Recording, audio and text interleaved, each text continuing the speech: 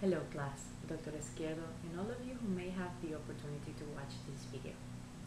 As a final project for the Dual Language Enrichment Education graduate course at the University of Texas Pan American, we were able to choose from a variety of assignments with the purpose of instilling dual language advocacy and leadership in our community for the benefit of bilingual learners. I chose to develop and send 3 letters to key political leaders. By doing this, I aim to spark in them an interest towards dual language education programs and the benefits they could bring to the community that they serve as political leaders. Some people are skeptical about the influence that letters from the community can have on a lawmaker, but if at least 1 out of 10 parents, teachers, and community members took it upon themselves to make their voices heard, we could open the eyes and ears of those who represent us and have the power to change or make policy for the good of the education of our children. As a new generation of bilingual teachers, we have the responsibility to advocate for what research proves to be the best model to educate English language learners and contribute to closing the academic achievement gap.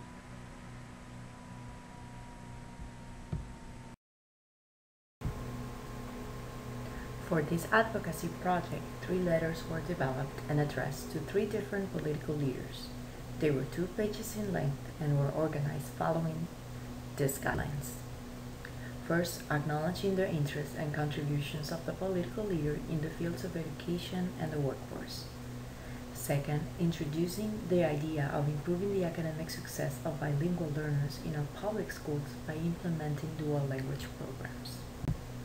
Third, detailing reasons why this model is the right model for English language learners, citing research studies.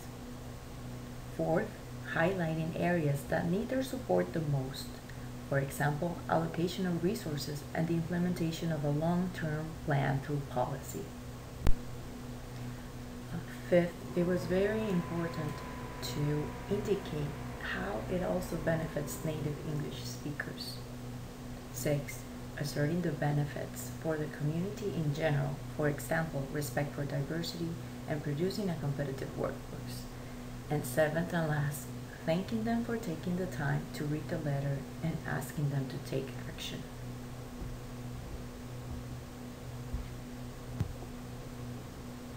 Although the 3 letters followed the same pattern because they had the same objective in mind, they were each adapted to reference a political leader's interests and contributions to the education or workforce, and emphasize on different aspects of the benefits depending on their area of interest or influence, in many instances depending by the committees in which they serve.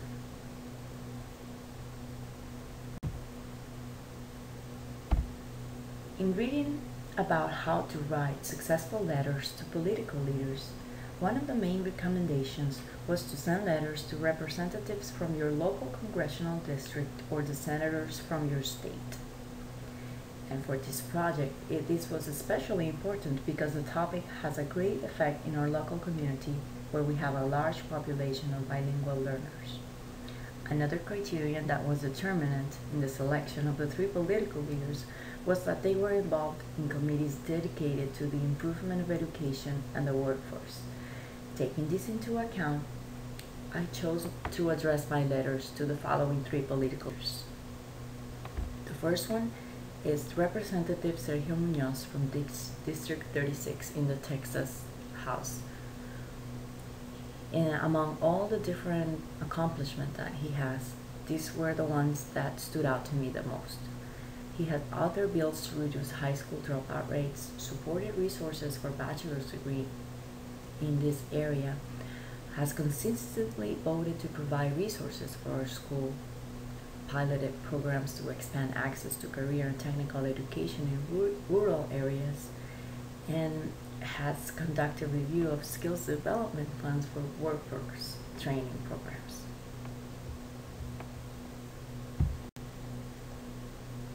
Second is Senator Juan Hinojosa.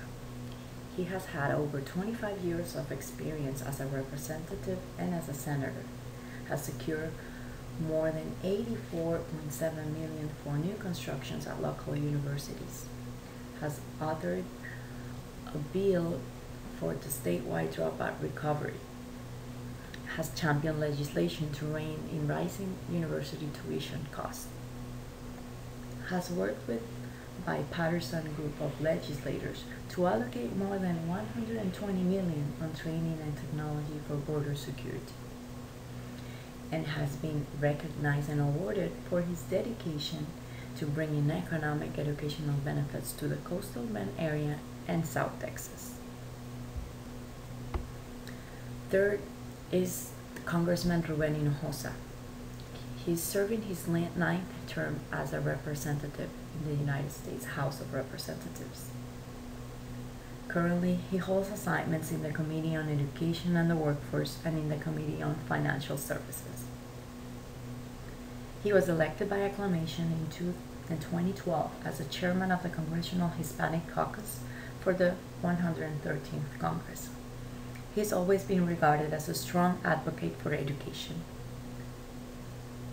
He focuses on the development of highly educated, well-trained forces, and he is widely recognized for voicing the aspirations of low-income families, minorities, students with disabilities, English language learners, and the children of migrant and seasonal farm workers. He prides himself in ensuring that federal education policy never loses sight of the youngest and fastest growing population in the country, the Hispanic Americans. What was successful in writing these letters and doing these projects? Writing and sending these letters to the three political leaders was a very positive experience. It's hard to know at this point about the success of the letters in inviting them to be advocates for dual language education. But in reflecting on the experience of writing them and having other people read them, I believe that the letters have the following features that could positively contribute to their success,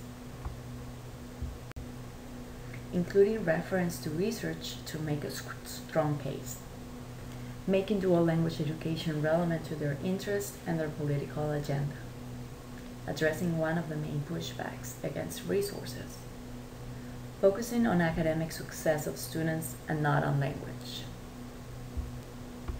stating that the investment and benefits are for all students, regardless of native language, ethnicity, or socioeconomic status.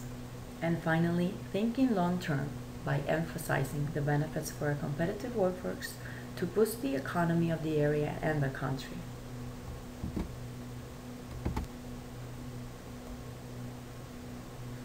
Writing and sending these letters was definitely a very positive experience for me. It empowered me to be a strong voice for the need of bilingual students, especially those in South Texas. I have not received an answer yet, but I think they will be receptive towards the concern for improving the education of bilingual learners in our community, especially because of the focus on academic success, and clearly stating that it's not all about language.